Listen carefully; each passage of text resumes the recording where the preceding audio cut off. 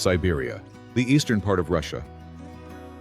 A vast land stretching from the Ural Mountains to the Pacific Ocean, with an area of more than 5 million square miles. Siberia is larger than the United States and all of Europe combined.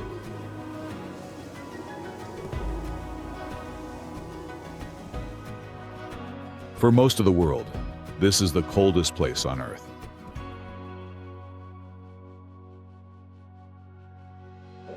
Synonymous with endless forests and icy emptiness.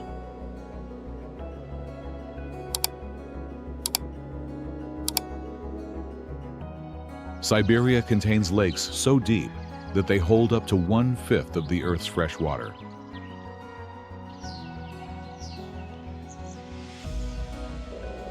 Snow-covered mountains. High mountain grasslands. Smoking volcanoes. And hissing hot springs. Remote islands surrounded by the violent waves of the Pacific Ocean.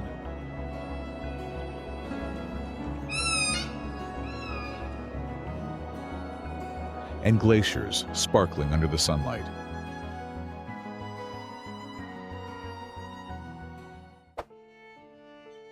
Another remarkable thing is that despite the harsh conditions, people still live here.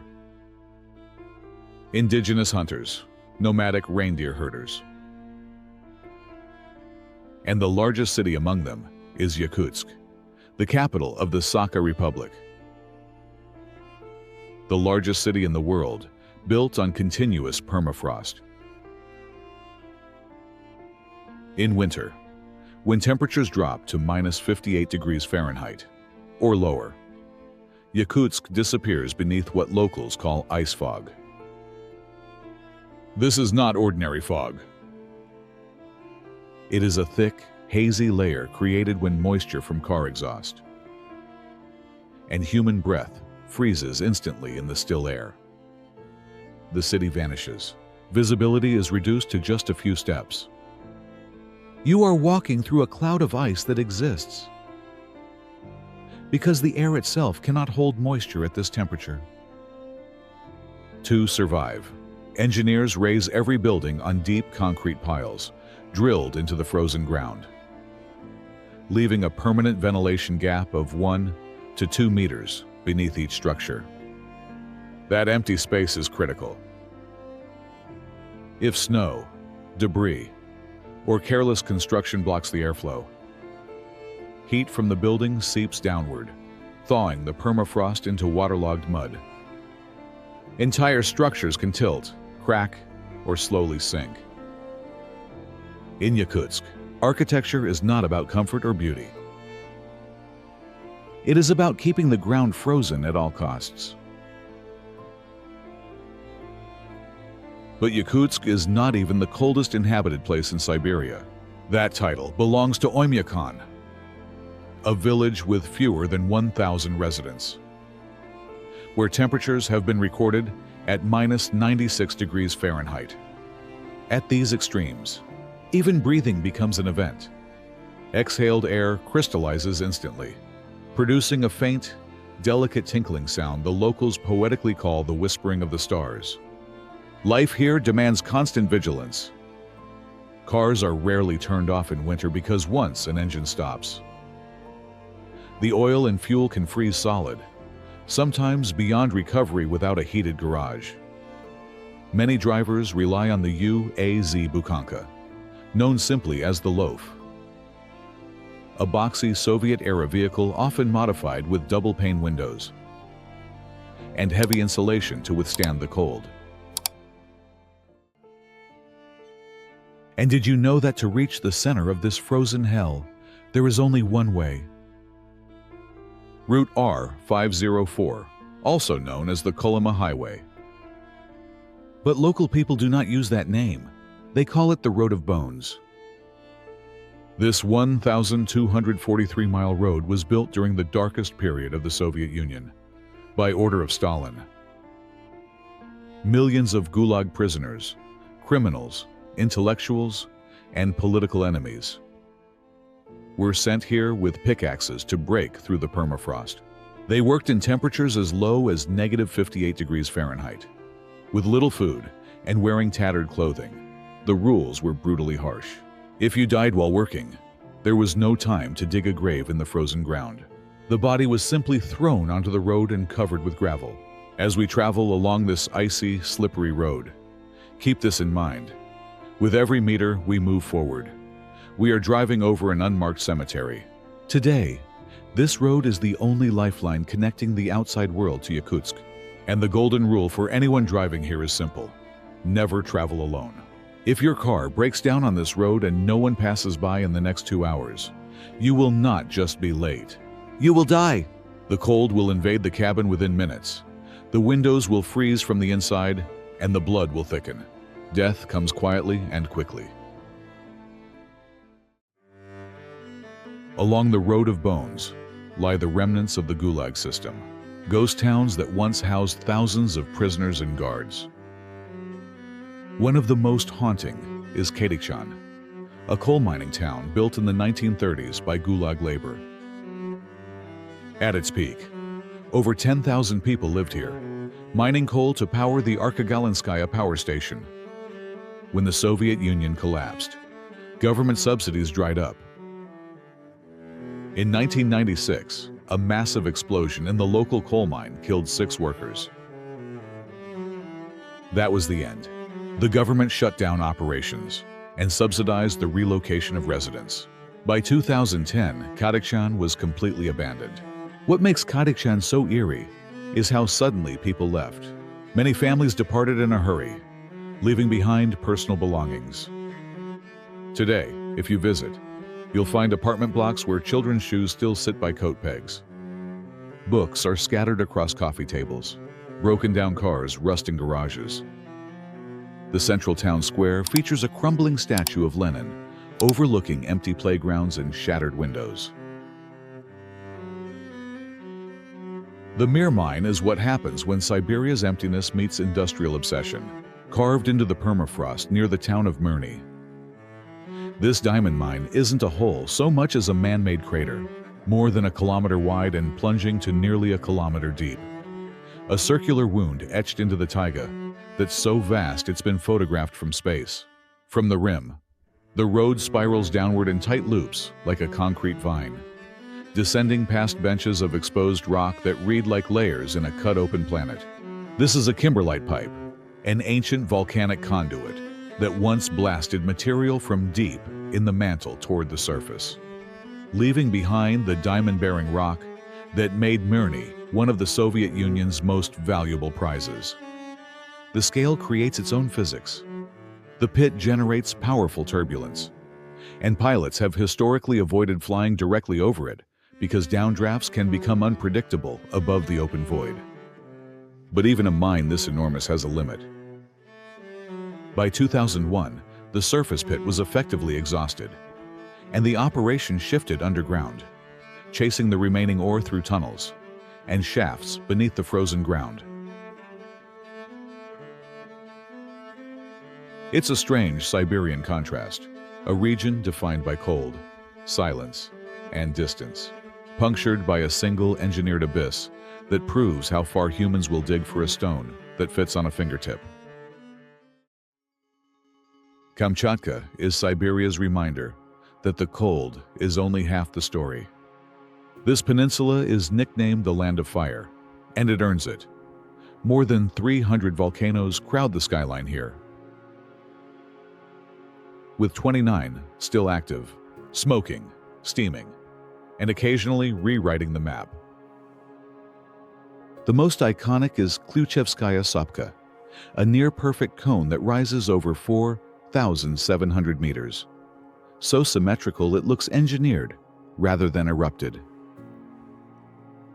But the real spectacle happens where the ground stops pretending it's solid. In the Valley of Geysers, one of the largest geothermal fields on Earth. Boiling fountains burst from the riverbanks. Mud pots burp like breathing lungs. And mineral-stained cliffs drip with heat in a region better known for ice. just offshore. The Kuril Islands continue the same volcanic storyline in a long, jagged chain of 56 islands, each one a fragment of the Pacific Ring of Fire pushed above sea level. And hidden among them is one of the strangest nested landscapes on the planet. Lake Kadykchan on Yakutsk Island, a volcano within a volcano.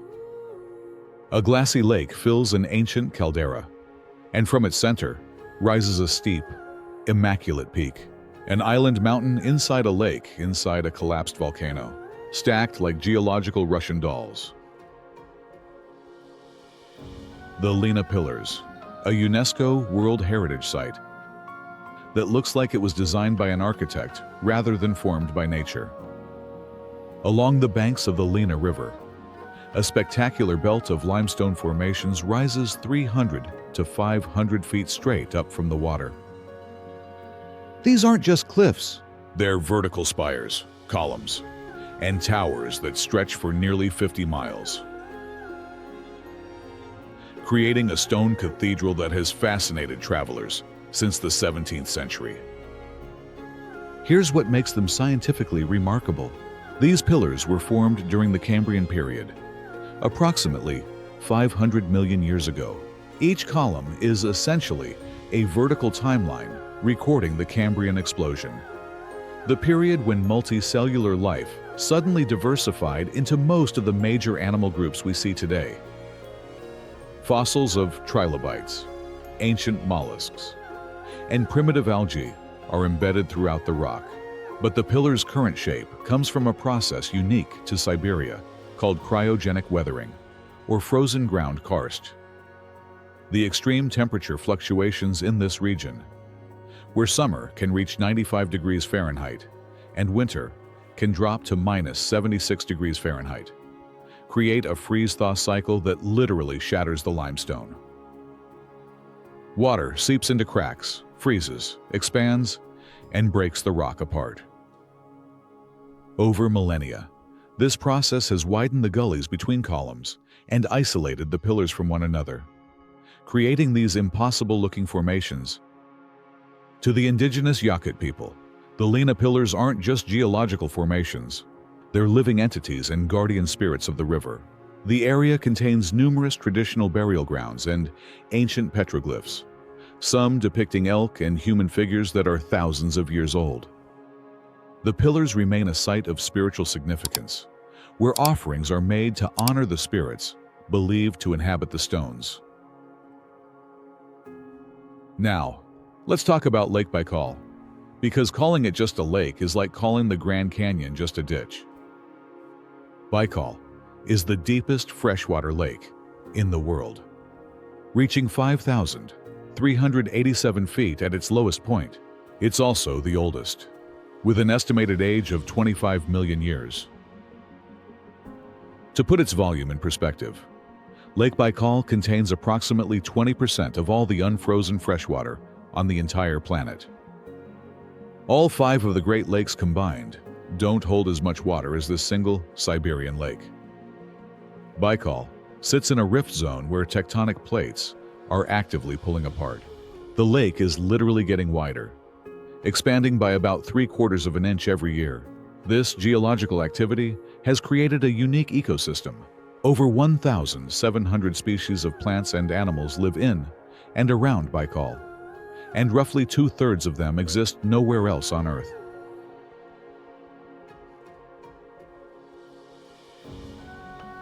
The most famous of these unique species is the Nerpa, the world's only exclusively freshwater seal. Scientists still debate how these seals ended up in a landlocked lake hundreds of miles from any ocean.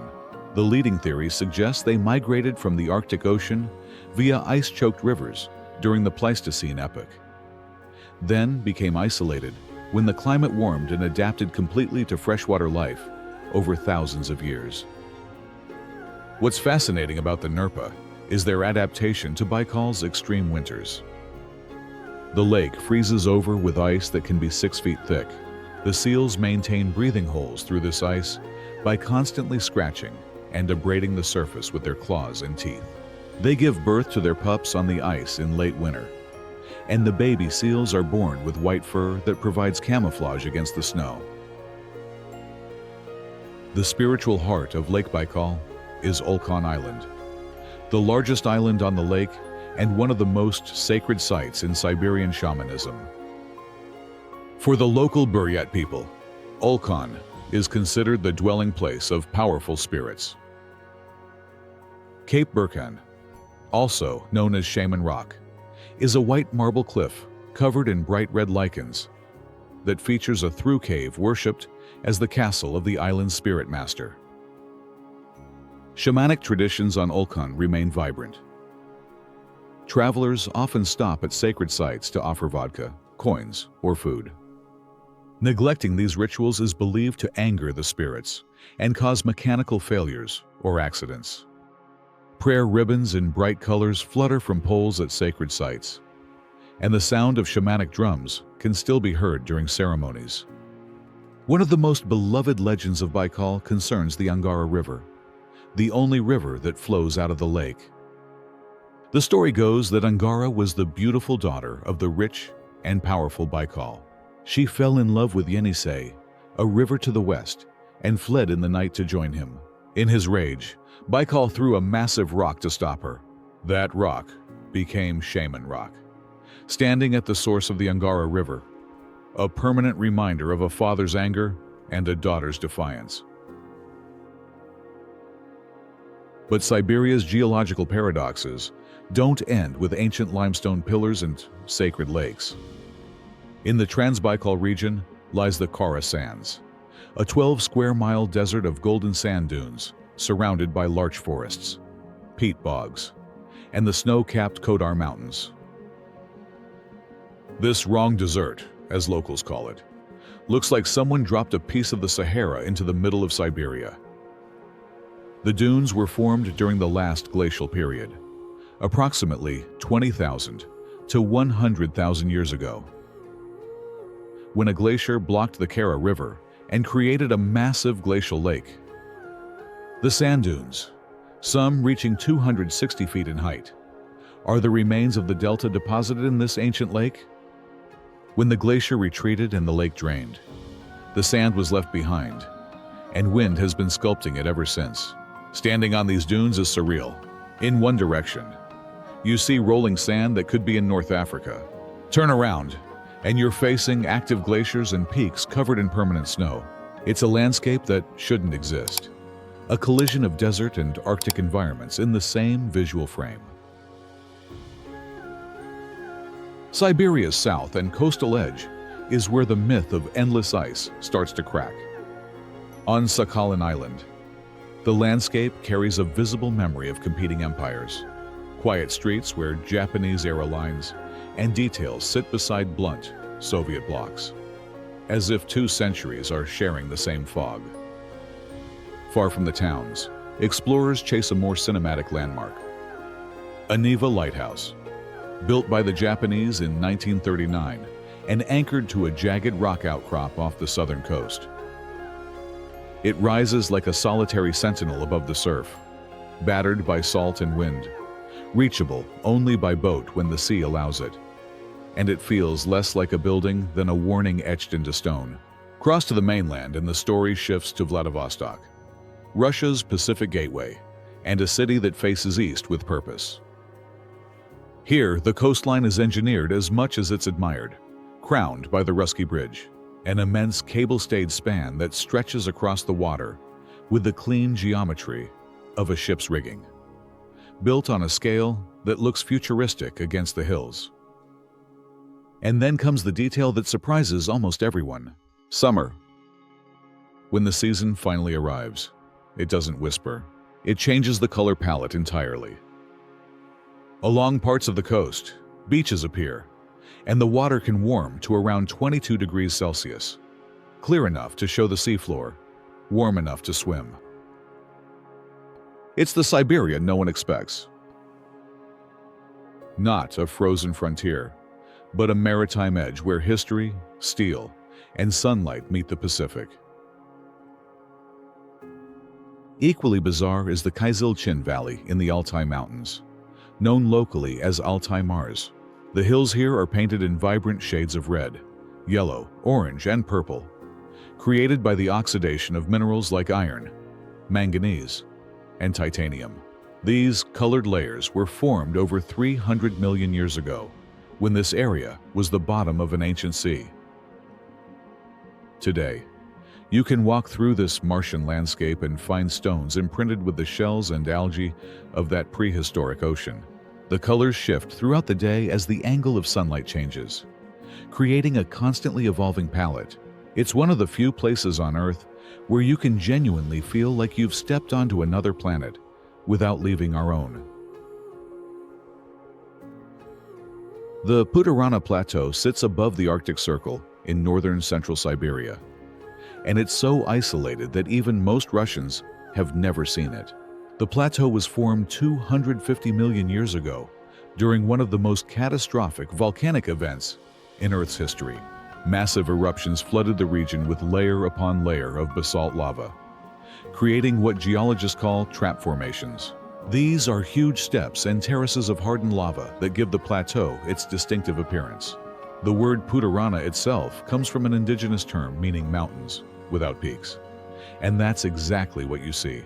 Flat-top summits rising to 5,000 feet, their surfaces cut by deep canyons and fjord-like valleys.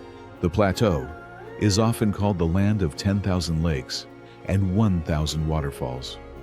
And those numbers aren't exaggerations. Water is everywhere. Glacial lakes fill the valleys. Their surfaces mirror smooth and impossibly blue. And because of the plateau's unique geology, with all those basalt steps and terraces, waterfalls cascade at every turn. The Kadykchan waterfall drops 354 feet, making it the highest waterfall in Russia. The Bolshoi Irkandinsky Falls, though shorter at 89 feet, is wider and more powerful, sending up clouds of mist that create permanent rainbows in summer. Getting to the Putorana Plateau is an expedition in itself. There are no roads leading in. The only access is by helicopter, by boat during the brief summer when rivers are navigable, or by snowmobile in winter when everything freezes solid. This inaccessibility has preserved the plateau as one of the last true wildernesses. The wildlife of Siberia has evolved adaptations so extreme they border on the miraculous. Let's start with the Yakut horse, an animal that looks like it was designed by someone who didn't believe in the concept of shelter. These horses are biological tanks.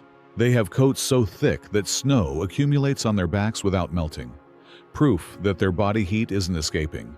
In winter, their fur can grow to nearly 4 inches long, creating an insulation layer that traps warm air against their skin.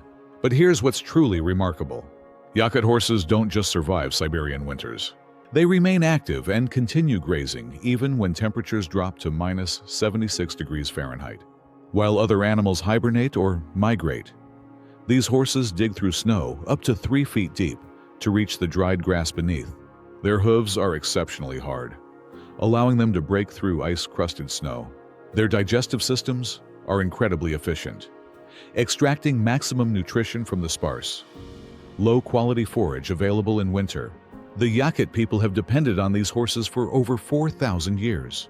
The animals provide transportation, milk, meat, and even companionship in one of the harshest environments humans have ever inhabited.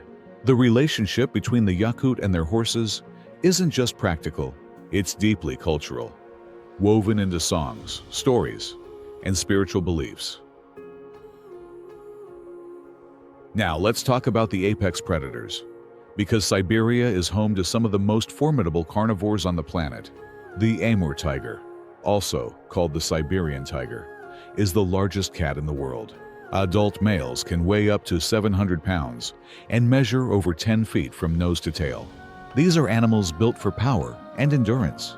Unlike tigers in tropical regions, the Amur tiger has adapted to extreme cold. Their fur is paler and less densely striped, providing better camouflage in snow-covered forests. They have a thick layer of fat, sometimes up to 2 inches deep, that acts as both insulation and an energy reserve during the long winters when prey is scarce. Their paws are exceptionally large, functioning as natural snowshoes that distribute their weight and allow them to move silently through deep snow while stalking prey. Amur tigers are solitary hunters with territories that can span up to 400 square miles.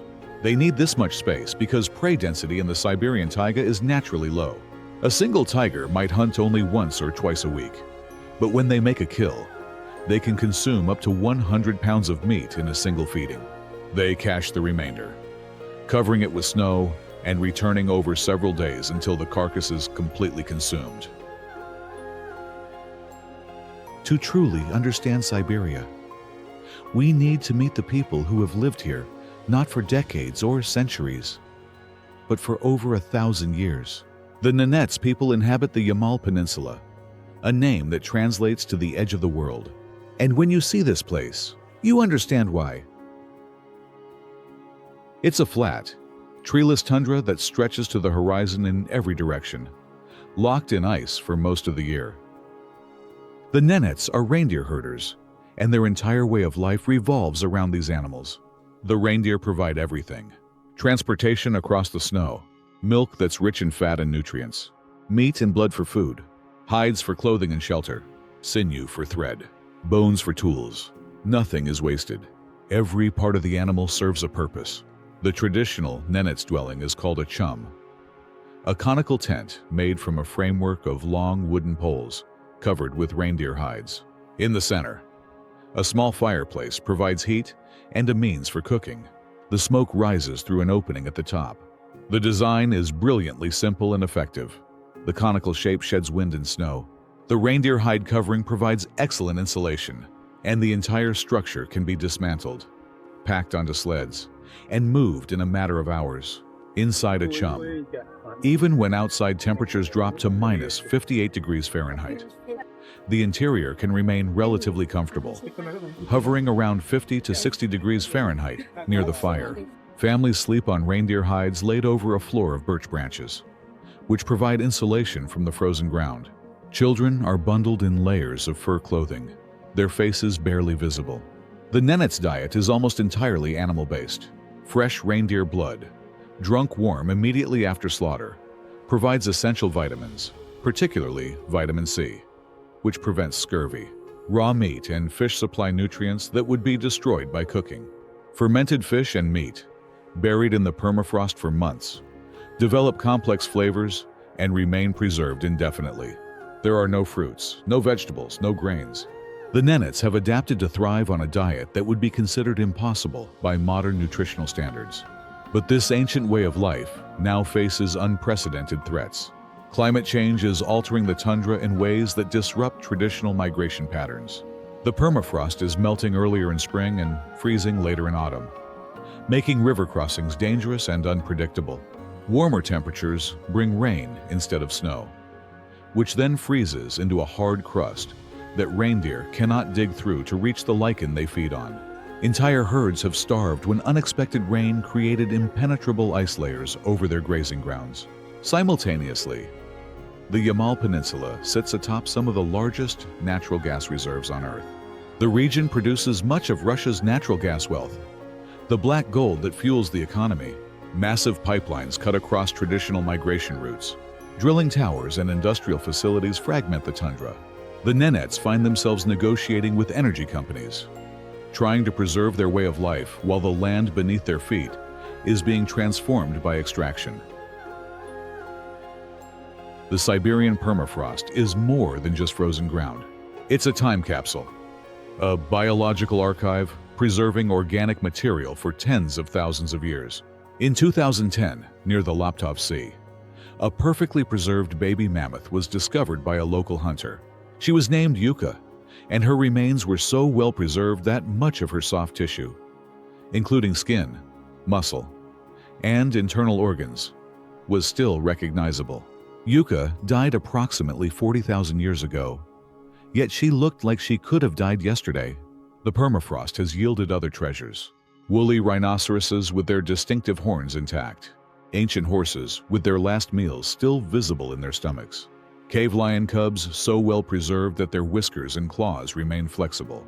Each discovery provides a window into ecosystems that vanished at the end of the last ice age. But there's a darker side to this frozen archive. As global temperatures rise and the permafrost thaws, ancient microorganisms sealed away for millennia are beginning to reawaken. Scientists have successfully revived viruses from the permafrost, including Pandoravirus yodoma, which remained infectious after nearly 50,000 years in the ice. The risk isn't just theoretical. In 2016, a heat wave in Siberia thawed the carcass of a reindeer that had died from anthrax 75 years earlier. The anthrax spores, perfectly preserved in the permafrost, became active again. A young boy died from the infection, and over 2,000 reindeer had to be culled to prevent a wider outbreak. It was a stark reminder that the permafrost doesn't just preserve curiosities for scientists, it preserves pathogens, and as it melts, those pathogens are returning to the surface. Siberia isn't just an empty wilderness of ice and forest. It is also one of the oldest and most historically layered borderlands on Earth, where cities rose, not despite the cold, but because of it. Tobolsk is where that story begins. Founded in 1587, it became the first capital of Siberia and the administrative heart of Russia's eastward expansion. Unlike most Siberian cities built of wood, Tobolsk stands apart for one striking reason: it is home to the region's only stone Kremlin. Rising above the Irtysh River, its white walls and towers were meant to project permanence in a land defined by extremes. History here took a darker turn in the early 20th century, when Tobolsk became the place of exile for the Romanov royal family. Before their execution, the last Tsar, Nicholas II, and his family lived under house arrest in the city, marking Tobolsk as a quiet witness to the collapse of Imperial Russia. Farther east, Siberia's story shifts from empire to motion. Novosibirsk, now the largest city in Siberia, didn't grow slowly over centuries. It exploded into existence at the end of the 19th century with the construction of the Trans-Siberian Railway. What began as a bridge crossing the Ob River became the unofficial capital of Siberia almost overnight. Today, Novosibirsk is the region's primary transport hub, a place where rail lines, roads, and air routes converge across thousands of miles of frozen territory. It is a city defined by movement, proof that Siberia has long been a crossroads rather than a dead end. And standing quietly between these worlds are the Ural Mountains. Older than the dinosaurs themselves, the Urals form one of the most ancient mountain ranges on the planet. They mark the natural boundary between European Russia and Asian Siberia, a line that is both geographical and symbolic. To cross the Urals is to leave one continent and enter another, without any dramatic change in scenery, only a sign by the roadside. For centuries, this invisible divide shaped trade, migration, and empire. In Siberia, even the borders are old and they still matter. What aspect of Siberia surprised you most? Was it the engineering required to build cities on permafrost? The dark history of the Road of Bones? The spiritual traditions that have survived into the modern age? Or maybe the biological adaptations of animals like the Yakut horse or the Nerpa seal? Share your thoughts in the comments below. Thank you for joining me on this expedition to the coldest inhabited place on Earth. And if you found this deep dive into Siberia valuable, make sure you're subscribed to the channel